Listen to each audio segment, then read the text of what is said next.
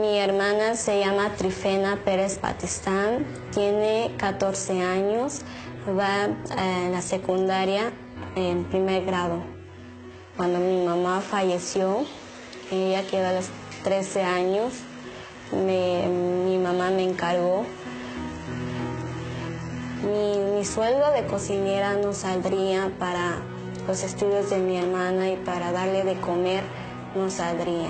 Hemos platicado de su futuro y me ha dicho que quiere salir adelante, que quiere tener una profesión y hemos platicado de este programa, que es mucha ayuda para nosotros para que ella pueda seguir adelante aquí estudiando y que pueda terminar su carrera, ¿no? Sí.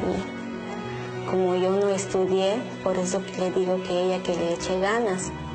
Es mucha ayuda para los huérfanos que quedaron sin mamá. El dinero lo utilizamos en los libros que le piden, en los uniformes, en el alimento. Hace un año murió mi mamá. Bueno, es un poco triste, sí, su pérdida, pero también por la ayuda que hemos recibido, también es gracias a ella.